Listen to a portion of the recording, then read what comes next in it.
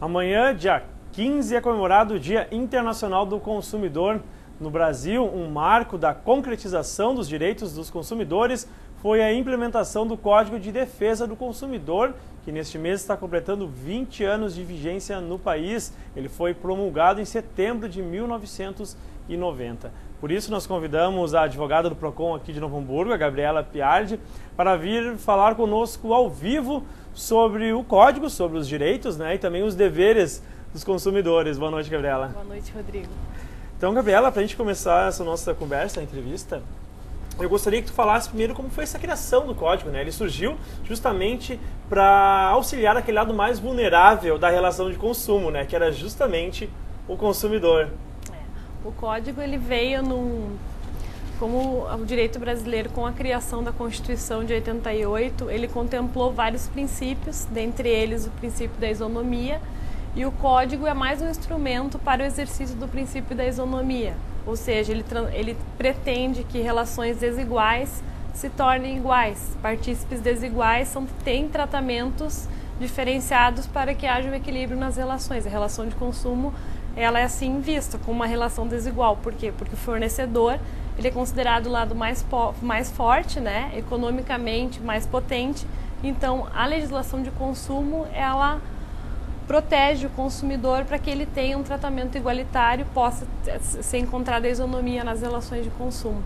É interessante porque logo após a criação do código também começaram as criações dos PROCONs, tanto estaduais, municipais, e sempre participando com a administração pública, na verdade, municipal, mesmo estadual, sempre participando ativamente disso.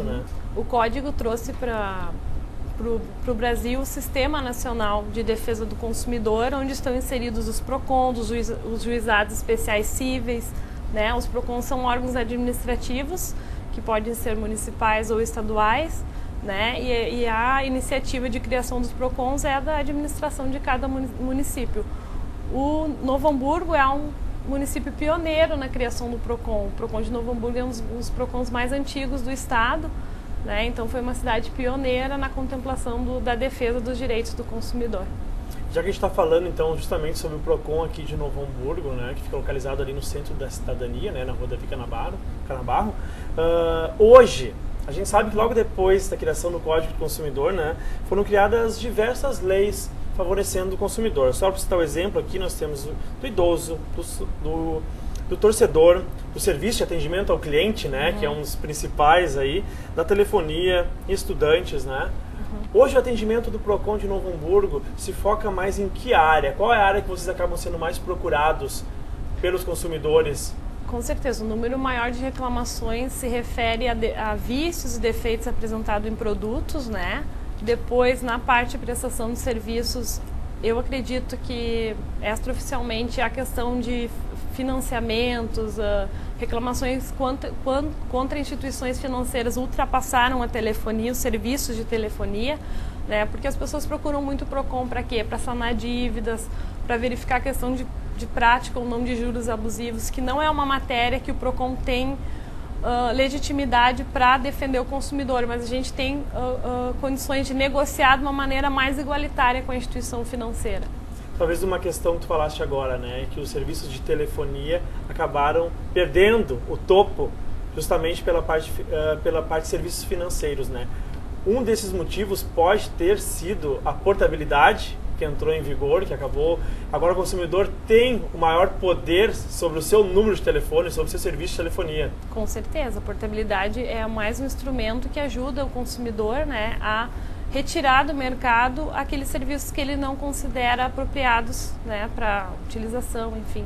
Isso é muito importante que as pessoas elas tenham em mente quando elas vão adquirir um produto, contratar um serviço, que elas façam uma pesquisa, verifiquem a idoneidade, eu vou comprar um computador, verifica se essa marca ela é nacionalizada, tem assistência técnica na cidade, porque a compra de um produto não tem só o momento da venda, ela tem o pós-venda, vem questão de assistência técnica, caso o produto apresente algum vício, então é importante que as pessoas tomem esse cuidado.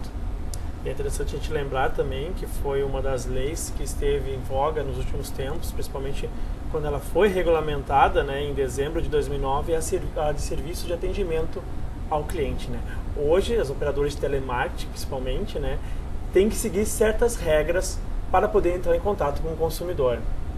Com certeza, tem as regras do contato do consumidor para com a empresa, né, que é a lei de saque, que tem aquele limite de tempo de espera. E no estado do Rio Grande do Sul, hoje, tem a possibilidade das pessoas fazerem a opção do não perturbe, que elas fazem o cadastro do número de telefone e as empresas têm que respeitar, aquele número de telefone cadastrado não pode receber de ligações de telemarketing.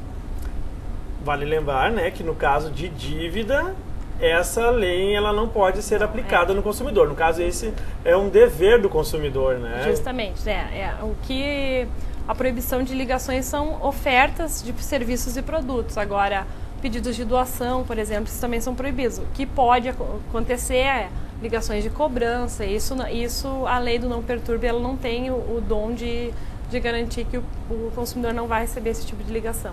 E Gabriela, antes da gente encerrar a nossa conversa sobre o Código de Defesa do Consumidor, nesses 20 anos que o Código já existe no Brasil, o consumidor, o cidadão, já se acostumou a usar o Código, já se acostumou com essa lei que favorece ele, ou ainda tem muito que avançar essa relação, principalmente do consumidor com a empresa, com o PROCON?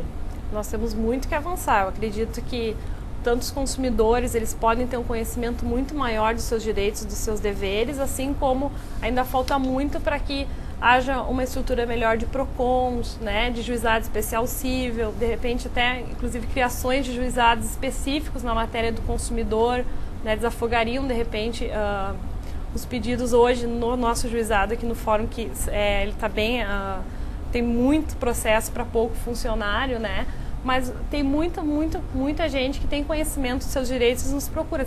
Tanto que, de 2009 para cá, o nosso número de atendimentos ele triplicou. Nós aumentamos o horário de atendimento do PROCON, né, das 9 às 17, sem fechar ao meio-dia. E o nosso número de atendimentos tem sido uma média diária de 60 pessoas por dia. Né?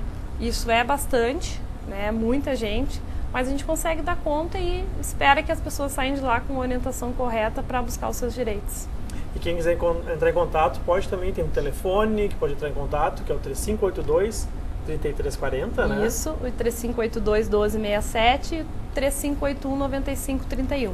Ok, Gabriela, agradeço a sua presença aqui para falar sobre então o Código de Defesa do Consumidor. Obrigada.